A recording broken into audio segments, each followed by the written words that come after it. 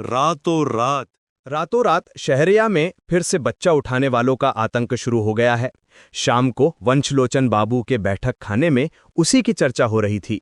वंशलोचन का भांजा उदय बड़े उत्साह के साथ हाथ नचाते हुए कह रहा था, आज की खबर सुनी है आपने? 50 बच्चे गायब हो गए हैं, कल 75। लेकिन अचरज की बात यह है, जो गायब हो रहे हैं उनका नाम पता किसी को मालूम नहीं पड़ता। इधर लोग भड़क उठे हैं, मोटर गाड़ियां जला रहे हैं, रास्ते में लोगों को पकड़कर पीट रहे हैं, पुलिस कुछ नहीं कर पा रही है। ओ, बड़ी हलचल है, वंशलोचन बाबू बोले। अखबार में क्या लिख रहा है? उनका साला नगेन बोला। ये सुनिए ना, आज के धूमकेतु ने बहुत कड़ा लिखा है। हम जानना चाहते हैं कि देश की इस अराजक स्थिति के लिए जिम्मेदार कौन है। अज्ञानी लोग अफवाह फैला रहे हैं कि बाली ब्रिज की बुनियाद मजबूत करने के लिए 10,000 बच्चे दफनाए जाएंगे। ज्ञानी लोग कह रहे हैं कि लड़के संसार से विरक्त होकर वानप्रस्थ अपना रहे हैं। किसकी बात पर विश्वास करें? देश के नेता अब गुटबाजी बंद रखें, गवर्नमेंट कमर कस ले। हम ऊंची आवाज में सवाल कर रहे हैं, उसका जवाब दें। कौन सा दुष्ट भारत माता को संतानहीन कर रहा है? वंशलोचन का छोटा बेटा घेंटू बोला। पापा, बच्चा चोर पापा को पकड़ता है, बोलो ना पापा।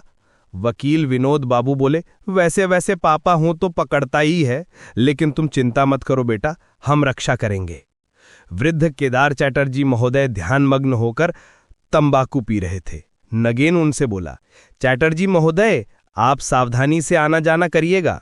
वंशलोचन बोले, ये तो बुजुर्ग व्यक्ति हैं, इन्हें क्यों पकड़ेगा? नगेन बोला, ऐसा मन में भी मत लाइए, च्यवनप्राश खिलाकर जवान बनाएगा, फिर भेज देगा। उदय ने डरते हुए कहा, जवानों को ही पकड़ रहा है क्या? चैटर्जी हुक्का रखकर बोले, उदय, तूने कैसी पढ़ाई की है देखूं। जवान, युवक और तरुण, इनमें क्या फर्क है बता तो। उदय बोला, जवान वो है जिसके शरीर में बहुत ताकत हो, युवक मतलब युवा जिसे कहते हैं यंग मैन, तरुण हुआ मतलब जिसे कहते हैं, रुकिए शब्दकोश देखकर बताता हूं। चटर्जी बोले, शब्दकोश में नहीं मिलेगा, आजकल मतलब बदल गया है। मैंने बहुत सोच समझकर जो समझा है सुनो। जिसकी दाढ़ी और मूंछ दोनों है वो जवान है, जैसे रवि ठाकुर। पीसी राय, जिसकी दाढ़ी नहीं सिर्फ मूंछ है वो युवक है, जैसे आशु मुखर्जी गांधी जी। और जिसकी दाढ़ी भी नहीं मूंछ भी नहीं वो तरुण है, जैसे बंकिम चटर्जी, शरद चटर्जी और केदार चटर्जी। उदय बोला, और मैं नगेन मामा? चटर्जी बोले, तुम लोग उन तीनों से बाहर हो, जिसे कहते हैं अपोगंड। पकड़ना हो तो तुम ही लोगों को पकड़ेगा। उदय ने चिंता करते हुए कहा, मैं दाढ़ी रखता, लेकिन पत्नी कहती है। नगेन बोला, खबरदार उदय, फिर अगर पत्नी की बात छेड़ेगा तो कान मरोड़ दूंगा।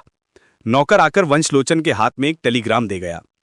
वंशलोचन देखकर बोले, ये तो चटर्जी महोदय के नाम पर तार है। चटर्जी बोले, मुझे तार किसने किया? देखो तो पढ़ो क्या बात है। वंशलोचन बोले, कार्तिक मिसिंग। उदय बोला, क्या क्या कह रहे हैं? वंशलोचन बोले, चरण घोष ने टेलीग्राम किया है मजिलपुर से, कार्तिक मिल नहीं रहा है, पुलिस में खबर देने कह रहे हैं। 5 बजे की ट्रेन से चरण बाबू खुद भी आ रहे हैं। 6 तो बज गए हैं, तो वे आ ही गए होंगे, उनसे सब सुनकर पुलिस में खबर दी जाएगी। कार्तिक कौन है? चटर्जी बोले, चरण का बड़ा बेटा, यहां हॉस्टल में रहकर पढ़ता है, हर शनिवार घर जाता है। अभी तो कॉलेज बंद है, मजिलपुर में ही उसका रहने का समय है।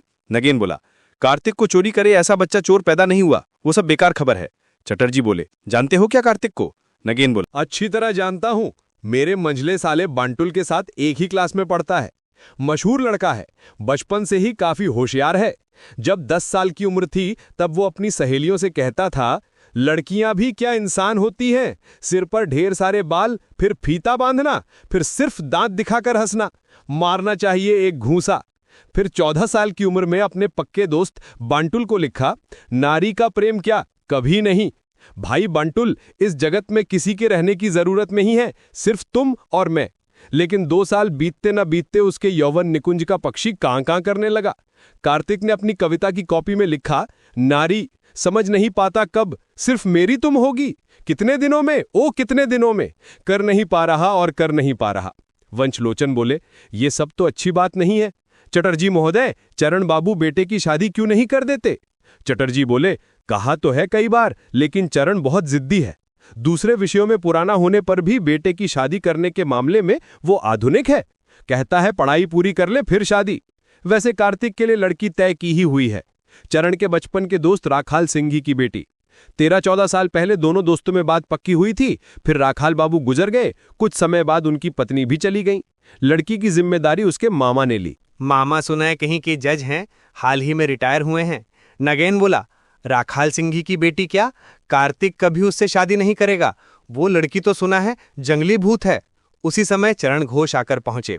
अधेड़ भद्र व्यक्ति, सिर पर एक छोटी चोटी, सफेद काली छटी हुई मूछ, गले में कंठी, एक हाथ में छाता, दूसरे हाथ में एक छोटा बैग। चरण हांफते हांफते बोले, पाजी, दुष्ट।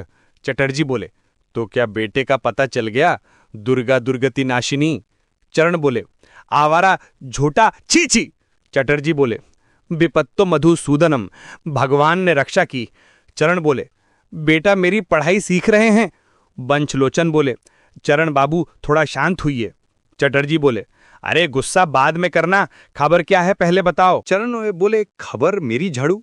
अब कॉलेज कैसा, गुड फ्राइडे की छुट्टी है। कार्तिक कुछ दिन मेरे पास ही था, हम भी निश्चिंत। मजिलपुर में तो और बच्चा चोर का डर नहीं है। कल सुबह बोला फिलॉसफी की 2 किताबें बांटुल के पास हैं, कोलकाता जाकर ले आता हूं। मैंने कहा जाएगा और आएगा, दोपहर की गाड़ी से लौटना चाहिए। शाम हो गई पर कार्तिक नहीं लौटा। रात बीत गई पर बेटी की खबर नहीं।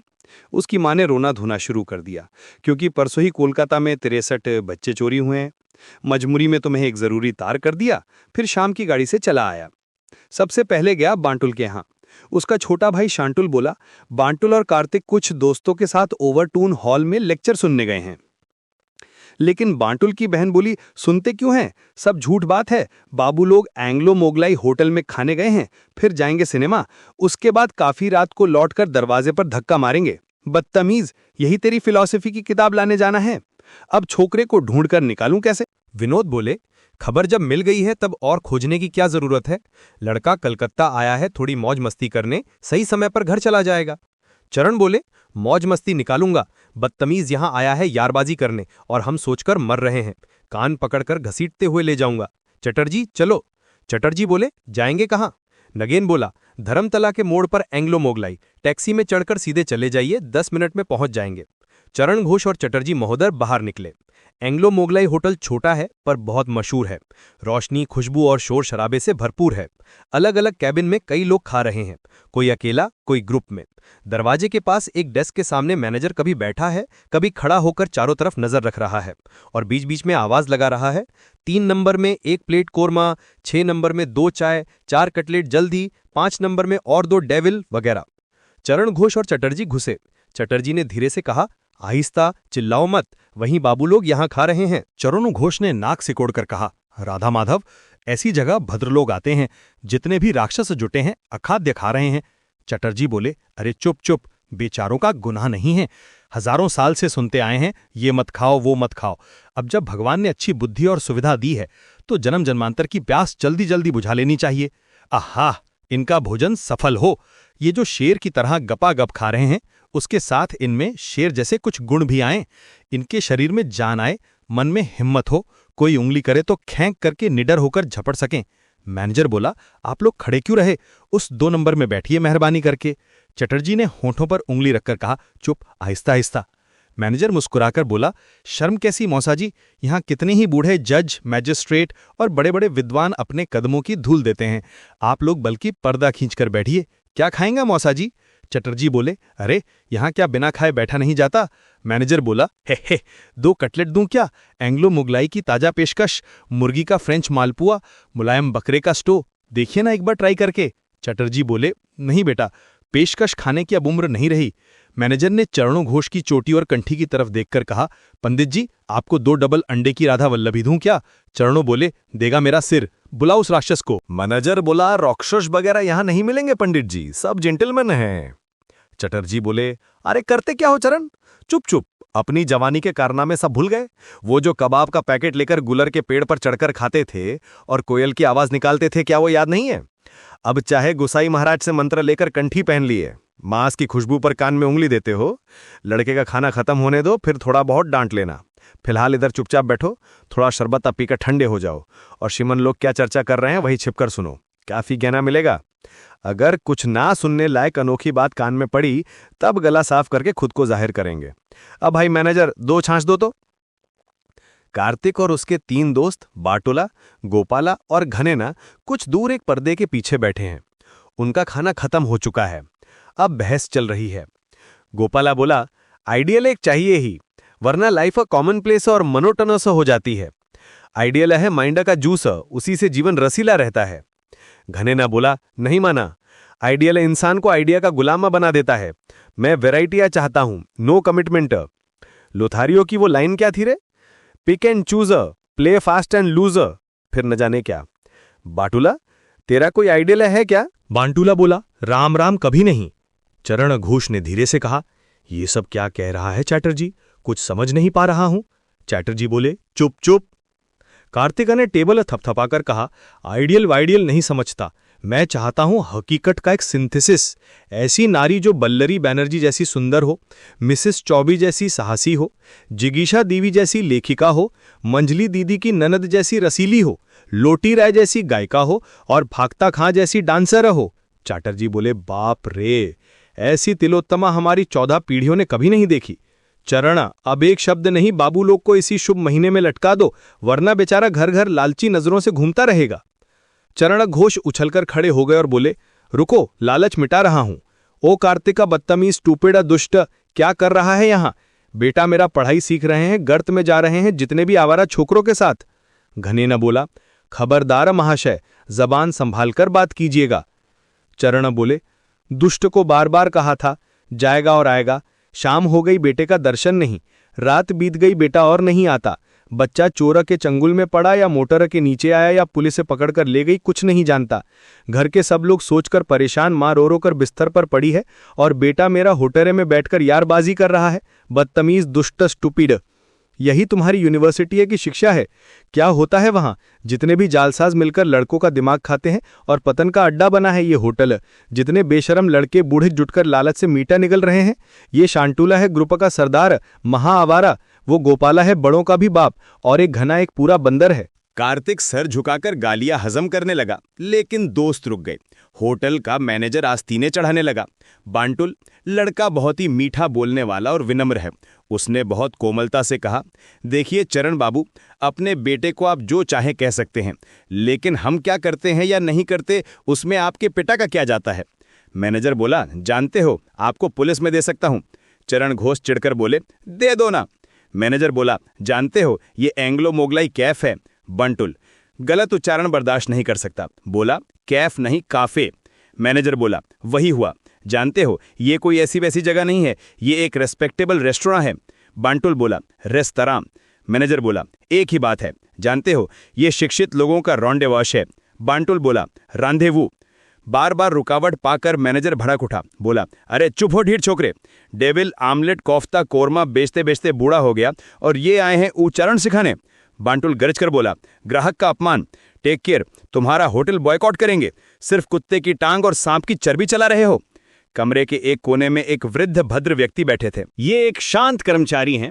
2 प्लेट कोरमा चुपचाप खत्म करके अब राई, सरसों और नींबू के रस के साथ टमाटर खा रहे थे। अब बांटुल की बात सुनकर चौंक उठे और बोले, कितना भयानक, इसीलिए तो मैंने वो सब खाना छोड़ दिया है। सिर्फ धोखाधड़ी है, विटामिन ए का नामो निशान नहीं है। होटल के ग्राहकों की टोली डर के मारे चंचल हो उठी। कई लोग खाना छोड़कर उठ खड़े हुए। कोई बोला, क्या कुत्ते की टांग?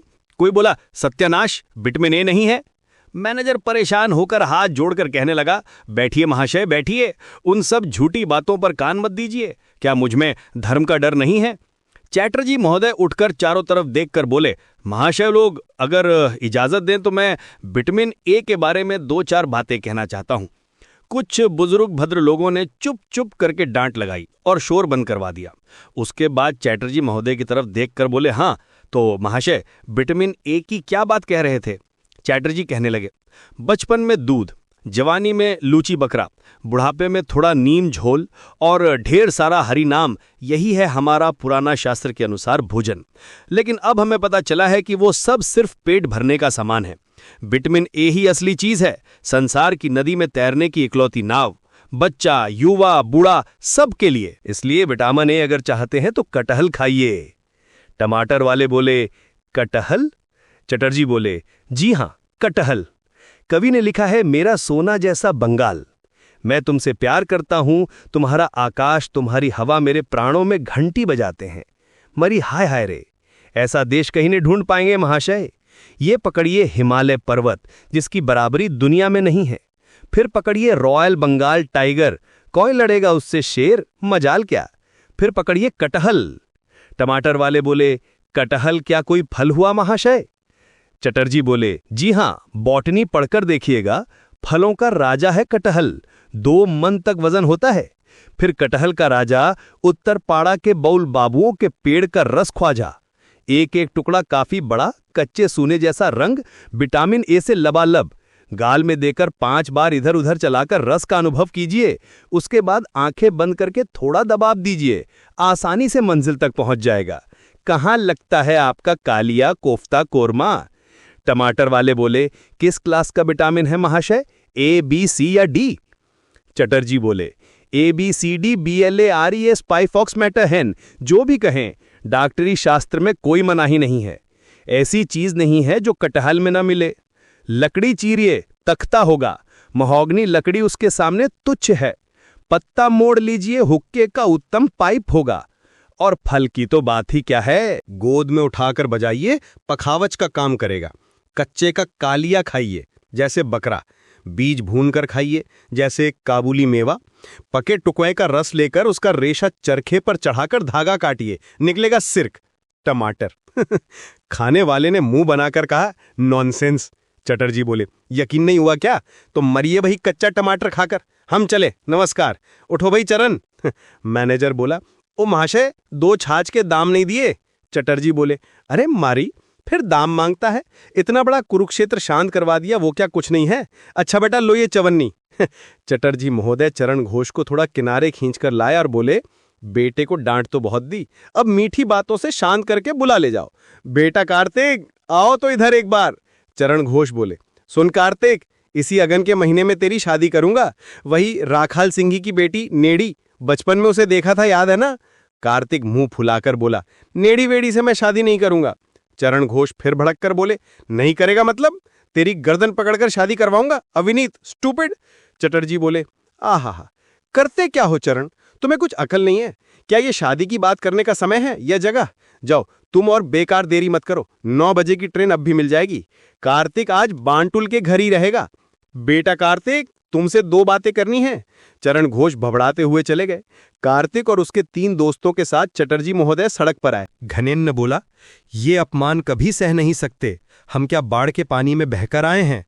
कार्तिका, अपने बाप को अभी वकीलन का लेटर भेज, 500 रुपए का डैमेजा, मुकदमे में हम गवाह बनेंगे। गोपाल ने बोला, बाप के नाम पर केस करना बुरा लगता है, आखिर बाप तो है ही, इससे अच्छा अखबार में छपवा दे, सारे लड़के भड़क जाएंगे, बुढ़े को तब पता चलेगा। घनेन ने बोला, नहीं, उससे अच्छा जिगीशा देवी के पास चल, उनसे कह सुनकर हम एक आश्रम खोलेंगे, अखबार में छापेंगे, आओ कहाँ हो बंगाल के लड़कों, सताए हुए, कुचले हुए, बेसहारा, भूखे, बांटुला। साथ में एक लड़कियों का डिपार्टमेंट अभी खोलना चाहिए, क्या कहता है कार्तिका? कार्तिका ने उदास आवाज में कहा, बांटुला, हाइड्रोसाइनाई का एसिड का दाम कितना है रे? बांटुला बोला, बहुत दाम है, उससे अच्छा केरोसिन तेल अब बहुत सस्ता है, 10 पैसे में ही काम तमामा। कार्तिका बोला, पर बहुत जलन होगी ना? बांटुला बोला, वो कितनी देर, एक बार मर पाया तो बिल्कुल पता नहीं चलेगा। चटर्जी महोदय कार्तिके के बदन पर हाथ फेरते हुए बोले, छी बेटा कार्तिका, दुख मत करो, एक तो बाप, ऊपर से उम्र में बड़े, कह दिया तो क्या हुआ, थोड़ा कड़ा शब्द। बाप का अच्छा बेटा होने पर सब देवता खुश होते हैं। ये देखो, रामचंद्र पिता की आज्ञा से वन गए थे। घनेन ने बोला, परेशान अभी हुए थे वैसे ही, सिर पे जटा, बदन पर शल्टा नहीं, पैर में जूता नहीं, 14 साल वैगाबॉन्ड, पत्नी भी चोरी हो गई। चल रहे कार्तिक, हम एक बार जिगीशा देवी के घर जाकर उनकी वाणी ले आते हैं। चटर्जी बोले, इतनी रात को क्यों उन्हें परेशान न करना, उससे अच्छा अब अपने अपने घर जाकर सो जाओ, वाणी लेनी है तो कल लेना। घनेना बोला, कहाँ रात, अभी तो बस 8:30 बजे हैं, और करला बागान फर्स्ट लेन तो पास में ही है। चटर्जी बोले, अच्छा चलो बेटा, बूढ़ों का राज खत्म हुआ, अब छोरों के पीछे दौड़ना ही समझदारी का काम है। घनेना बोला, आप फिर क्या करने जाएंगे? बांटूला बोला, चलने दीजिए उन्हें भी, एक बुजुर्ग आदमी डेलीगेशन में रहे तो अच्छा है। जिगीशा देवी का बैठक का रूम छोटा है, बीच में एक टेबल, उसके पास कुछ कुर्सियां और एक बेंच। लड़के और चटर्जी महोदय कमरे में घुसे तो नाक में झुमका पहने एक नेपाली दासी उनके सामने खड़ी हुई। बांटूला बोला, चटर्जी महोदय, आप हमारे ग्रुप के लीडर हैं, दीजिए अपना कार्ड भेज। चटर्जी बोले, कार्ड वार्ड मेरे पास कभी नहीं रहा। ओगो जी, मालकिन को जाकर खबर दो कि केदार चटर्जी और 4 छोकरे मुलाकात करना मांगता। घनेना ने डांटा, छोकरे नहीं, बोलिए तरुण। चटर्जी बोले, हाँ हाँ बोलो, 4 तरुण और एक बुढ़ा मालकिन के साथ देखा करेगा। दासी ने आंखें सिकोड़कर पूछा, मैम साहब के साथ? चटर्जी बोले, हाँ रे बेटा, जिंघासा देवी। घनेना ने डांटते हुए कहा, जिगीशा देवी। चटर्जी महोदय, आपकी मति मारी गई है, भद्र महिला के सामने अश्लीलता करेंगे देख रहा हूं। चटर्जी बोले, देख घने, तुम मेरे सामने सभ्यता की शेकी मत बघार, कितनी महिलाएं देखी हैं तूने? जानता है, मेरी 3 खुड़सासू, 4 सालाज, 7 साली और पत्नी तो है ही। इस 40 साल से उनके साथ ही व्यवहार कर रहा हूं। दासी खबर देने गई। बांटूला बोला, चटर्जी महोदय, आप हमारे डेलीगेशनों के प्रवक्ता हैं, हमारी बात आप ही अच्छे से संभाल कर कहिएगा, घबरा तो नहीं जाएंगे ना?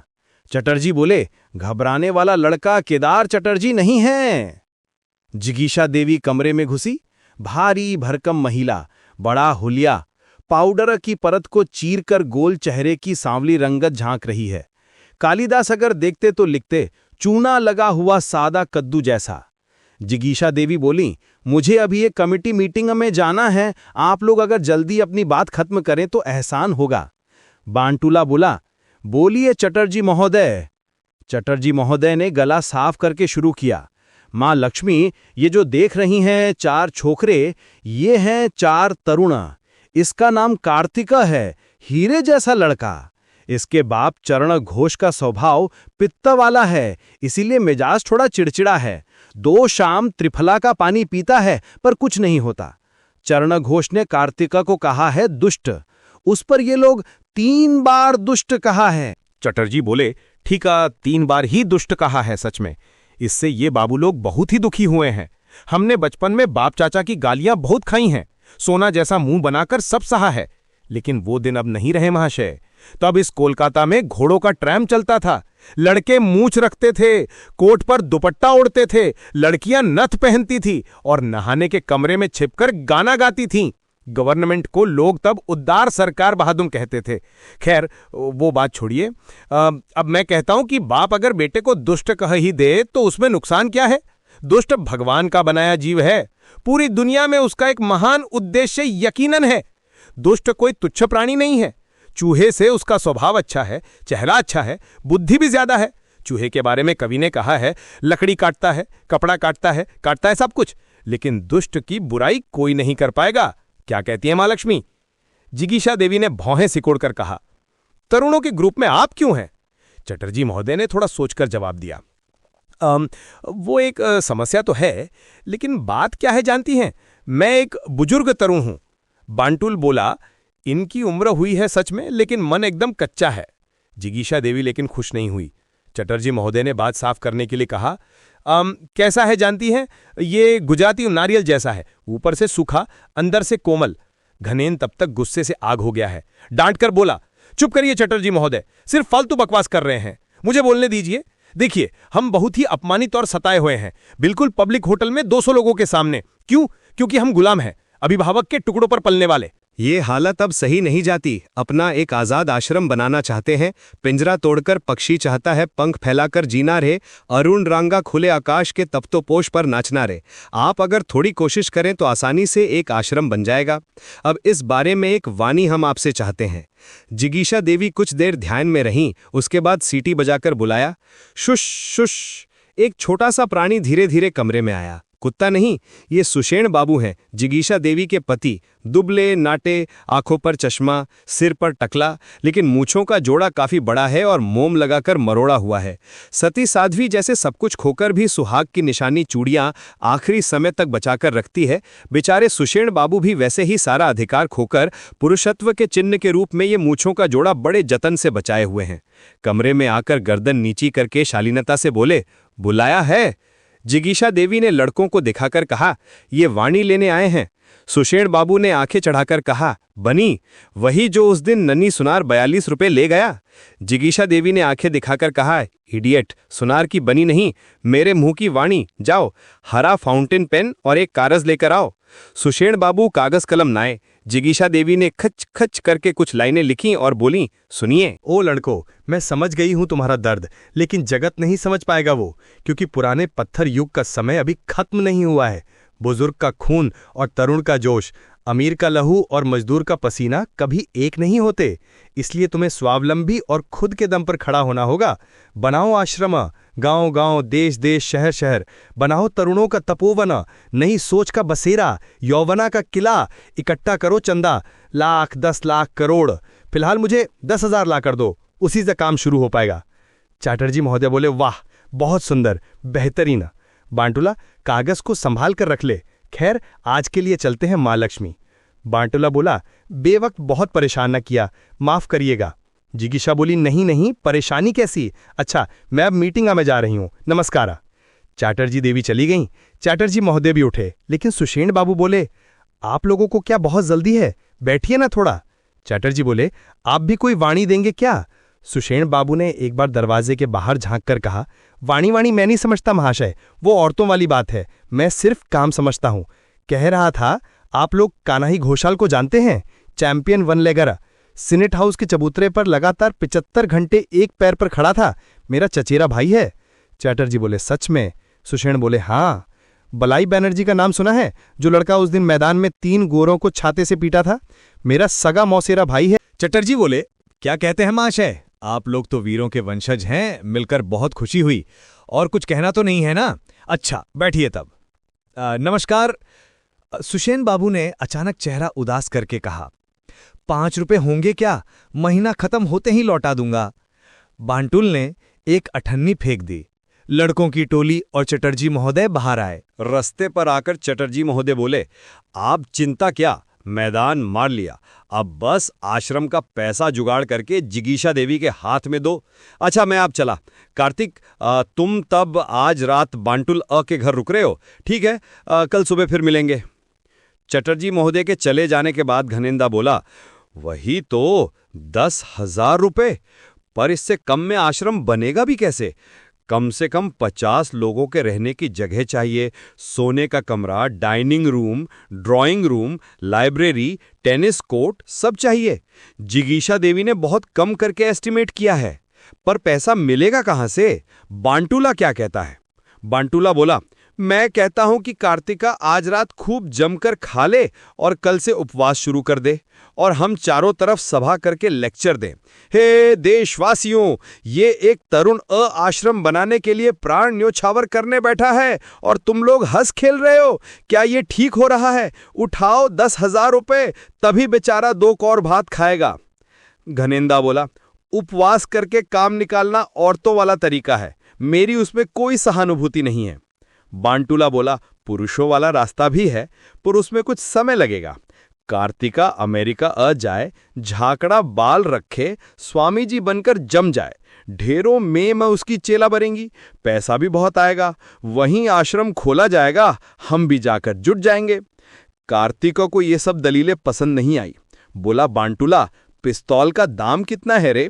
बांटुला फेरी वाले के सुर में बोला, जापान वाला 2 आना, जर्मन वाला 2 आना, सस्ता वाला 2 आना। पिस्तौल क्या करेगा रे गधे? कार्तिक उत्तेजित होकर बोला, डकैती करूंगा, खून करूंगा, जेल जाऊंगा, फांसी चढ़ूंगा, रिश्तेदारों का नाम डुबोऊंगा, जगत मेरा दुश्मन है, कहीं मेरी जगह नहीं है। बांटुला बोला, फिलहाल हमारे घर में जगह है, रात तो गुजार दे, फिर सुबह दिमाग ठंडा होने पर जो होगा देख लेना। गोपाल और घनेन अपने अपने घर गए। कार्तिक चुपचाप बांटुला के साथ चल दिया। घर आकर बांटुला ने कार्तिक को बाहर के कमरे में बिठाया और उसके सोने का इंतजाम करने ऊपर गया, पर लौटकर देखा कि कार्तिक भाग गया है। आधी रात का समय वृद्ध गोविंद बाबू दुमंजिले के कमरे में खाट पर गहरी नींद में सो रहे थे। अचानक उनकी आंखों पर एक तेज रोशनी पड़ने से नींद खुल गई। सुना दबी आवाज में कोई कह रहा है, खबरदार, चिल्लाए तो गोली मार दूंगा, लोहे की अलमारी की चाबी जल्दी। गोविंद बाबू समझ गए, आधुनिक चोर है। एक बूढ़े नौकर के अलावा घर में अभी दूसरा कोई नहीं है। वे खुद भी कुछ दिनों से गठिया के मारे लाचार हैं। मजबूरी में बोले, चाबी तो मेरे पास नहीं है, पत्नी के पास है, वे चंदन नगर अपने भाई के घर गई हैं। चोर बोला, मनी बैग, घड़ी बड़ी, अंगूठी। गोविंद बोले, उस ड्रेसिंग टेबल की दराज में जो कुछ है ले लो, पर चेकबुक मत लेना बेटा, वह तुम्हारे किसी काम नहीं आएगी। टॉर्च की रोशनी कमरे में घुमाकर चोर टेबल खोजने लगा। अंधेरे में अचानक टेबल से टकराकर फर्श पर बैठ गया और बोला, ऊह। गोविंद बाबू बोले, क्या हुआ? कोई जवाब नहीं। कुछ देर बाद चोर ने फिर ऊह किया। गोविंद बाबू चिंतित हुए। खाट के पास ही एक बत्ती का स्विच था, उसे दबाकर कमरा रोशन कर दिया। देखा चोर टेबल के पास फर्श पर बैठा है, कमर पर हाथ है, चेहरे पर दर्द भरा भाव है। गोविंद बाबू ने पूछा, तुम्हें भी गठिया है क्या? चोर बोला, 2 महीने पहले डेंगू हुआ था, तब से कभी कभी खिंचाव आ जाता है। वो उठ नहीं पा रहा हूं। गोविंद बोले, उठ पाओगे थोड़ी देर में, दवा दारू खा रहे हो? चोर बोला, जब डेंगुआ था तब खाता था, अब नहीं खाता। गोविंद बोले, गलत कर रहे हो, डेंगुआ बहुत खराब बीमारी है। कुछ दिन तुलसी के पत्तों के रस के साथ कुनैन खाकर देखो, बहुत फायदेमंद है। अगर इस समय पुरी या देवघर जाकर रह सको तो और भी अच्छा। चोर थोड़ा मुस्कुरा कर बोला, देवघर या श्रीघर? गोविंद बोले, वो भी तो है, बूढ़ा आदमी हूं, भूल ही गया था कि तुम एक चोर हो। पर डर नहीं है, कानून अदालत मुझे अब अच्छी नहीं लगती। सजा जो देनी होगी मैं ही दूंगा, पर गठिया ने बेहाल कर रखा है, यही मुश्किल है। चोर अब थोड़ा ठीक होकर धीरे धीरे उठा। गोविंद बाबू बोले, बैठो उस कुर्सी पर। तरुण चोर पीछे मुड़े हुए, बड़े बड़े बाल, नाक पर चश्मा, उसमें 2 इंच चौड़ा काला फीता, काबुली अंदाज में धोती पहनी है, बदन पर रेशमी पंजाबी, पैर में कैनवास के जूते, हाथ में रिस्ट वॉच और पिस्तौल। गोविंद बोले, वो पिस्तौल कहाँ से मिली? चोर बोला, मुर्गीहाटा से, 6 आना दाम। गोविंद बोले, खिलौना, फिर भी ठीक है, आर्म्स एक्ट में नहीं फंसोगे, स्वदेशी डाकू हो। चोर बोला, भविष्य में शायद वही होना पड़े, फिलहाल। वो गुस्से में आकर, गोविंद बोले, बाप नहीं है? चोर बोला, हैं। गोविंद बोले, निकाल दिया है? चोर बोला, उन्होंने ठीक से निकाला नहीं है, मैं ही घर छोड़कर आया हूं। गोविंद बोले, ओ, बुद्ध देव श्री चैतन्य की तरह। क्या हुआ बेटा, वैराग्य? चोर बोला, वैराग्य नहीं, पैतृक जुल्म। पिताजी पुराने और जबरदस्त बाप हैं। आज शाम दोस्तों के साथ एंग्लो मुगलाई होटल में खा रहा था, अचानक पिताजी आए और बेवजह जो मनाया गालियां दी, बिल्कुल 200 लोगों के सामने। फिर बोले, ओ कार्तिक को अघन के महीने में तेरी शादी राखाल सिंगी के बेटी के साथ है। मैंने जवाब दिया, कभी नहीं। गोविंद बोले, और बस सेंध लेकर निकल पड़े। चोर बोला, मेरी मन की हालत आप समझ नहीं पा रहे हैं सर। पिताजी तो गुस्से में सियालदह चले गए, मैं तब गुस्से में पागल था, दोष ले गए जिगीशा देवी के पास, बीगा हम्बग। उसके बाद बांटुल मुझे अपने घर ले गया, रह नहीं पाया, चुपके से भाग आया। कुछ भयंकर करना चाहता हूं, चोरी डकैती खून। गोविंद बोले, राखाल सिंघी की लड़की बदसूरत है क्या? चोर बोला, भगवान जाने और पिताजी जाने, जिसकी देह और मन की कोई खबर मैं नहीं जानता, उससे शादी कैसे करूं बताइए तो? गांव के माँ बाप की लड़की है, विदेश में मामा के पास पली है। मामा सुना है 1 नंबर के पागल हैं, भांजी को शायद जंगली जानवर बना दिया है। मेरी सपनों की रानी दूसरे पैटर्न की है, synthesis of a perfection. Govind बोले, कैसी है, सुनो? चोर उत्साह के साथ बोला, सुनेंगे? पंजाबी की जेब से एक मोटी डायरी खींचातानी करके बाहर निकाली। गोविंद बोले, क्या है वो, सेंध लगाने का औजार? चोर बोला, नहीं, कविताओं की डायरी है, सुनिए। जानना चाहती हो क्या हृदय रानी, अनदेखी वो मूरत पुरानी, रूप गुण और कल्चर में कैसी हो, तब तो खुद को धन्य मानूं। गोविंद बोले, रहने दो, मैंने समझ लिया है। उस लड़की का नाम क्या है? चोर बोला, निकनेम नेड़ी है, असली नाम नहीं जानता। गोविंद बोले, और तुम्हारा नाम? चोर बोला, कार्तिक घोष। गोविंद बोले, क्या कहते हो भाई, कार्तिक घोष की हृदय रानी होगी नेड़ी? नेली होती तो फिर भी बात थी। नीचे कार रुकने की हल्की आवाज हुई। उसके बाद कमरे के बाहर बरामदे में खटखट कदमों की आहट। गोविंद बाबू चिल्लाए, कौन है? नेड़ी आ गई? इतनी रात हो गई जो? वीणा जैसी सुरीली आवाज में जवाब आया, मामा अभी तक जागे हो? ओह क्या दावत खिलाई है, 50 कोर्स एकदम टॉपिंग। एक गहनों से सजी बेहद सुंदर युवती कमरे में घुसी और एक अनजान आदमी को देखकर तस्वीर की तरह ठिठक गई। चोर मुंह फाड़कर देखने लगा। गोविंद बाबू बोले, हाँ तो फिर क्या कह रहे थे छोकरे? रूप, गुण और कल्चर में रूप तो देख ही रहे हो, गुण और कल्चर। नेड़ी, स्पेलिंग बताओ तो प्रतिद्वंद्वी। नेड़ी बोली, प र फ ला त य हसवई वगैरह। इसी बीच चोर ने पीछे मुड़कर एक छोटा आईना जेब से निकाला और जल्दी से सिर के बाल ठीक कर लिए। गोविंद बोले, 2 का स्क्वायर रूट कितना होता है रे? नेड़ी बोली, 1.41425। गोविंद बोले, बस बस 5th प्लेस तक ही काफी है, क्या कहते हो छोकरे? अच्छा नेड़ी, तेरे हिसाब से आधुनिक लेखकों में सबसे महान कौन है? नेड़ी बोली, अगर कॉन्टिनेंटल ऑथर की बात करो तो हेनरी मोर के सामने कोई नहीं टिक सकता। मॉडर्न हमदर्द लिटरेचर के वही सबसे बड़े एक्सपोनेंट हैं। कैसा एक उदास दुनिया को लूटने वाला भाव है, जैसे कोई बंधन तोड़कर प्यासी भूख, पर बहुत मीठा लगता है। और इनके ठीक उलट हैं जापानी पुनर्जागरण के कवि शिमात्सु फुजियामा। उनके लेखन में कैसा एक उदर संबंधी उदारता है, जैसे कोई तृप्ति की खुशी, जैसे एक तंदुरुस्त हिनहिनाहट, पर बहुत अचरज लगता है। गोविंद बोले, अच्छा शेष कोभिता की आखिरी कविता का मुख्य मतलब क्या है रे? नेड़ी बोली, मेरी खातिर अगर कोई इंतजार कर रहा हो वही मुझे धन्य करेगा। गोविंद बोले, वाह, अब तू कुछ बजा तो जरा। नेड़ी एक बैंजो लेकर टूंटांग करने लगी। चोर ने गोविंद बाबू से चुपके से पूछा, 9th सिम्फनियां बजा रही हैं क्या? गोविंद बोले, नहीं वो सब पुराने सुर नैडी को पसंद नहीं है, शायद शोलो लूटलिया बजा रही है। नैडी एक रशियन ठुमरी गा तो। नैडी बोली, जाओ अभी मैं नहीं कर सकती, नींद नहीं आती क्या? अच्छा मामा ये कौन है, बताया तो नहीं? गोविंद बोले, ये एक चोर हैं। अचानक कमर में खिंचाव आने से रुक गए। नैडी उछलकर बोली, क्या चोर? इतनी देर से बताना चाहिए था। कमरे के कोने से झट से टेलीफोन उठाकर नैडी बोली, पार का 86 हलो बालीगंज थाना। गोविंद बोले, खबरदार नैडी, फोना रख दे, शांति से बैठ। नेड़ी टेलीफोन रखकर बोली, बारे चोरा को ऐसे ही छोड़ दूं? तुम्हारा वो कुत्ता मारने वाला हंटर कहाँ है? मैं ही क्यों ना 2-4 हाथ लगा दूं? गोविंद बोले, ये मेरा चोर है, तू मारने वाली कौन? नेड़ी चंचल होकर बोली, तो फिर एक रस्सी बिस्तर बांधने वाला स्ट्रैपा कहाँ है मामा? बांध देती हूं वरना भाग जाएगा।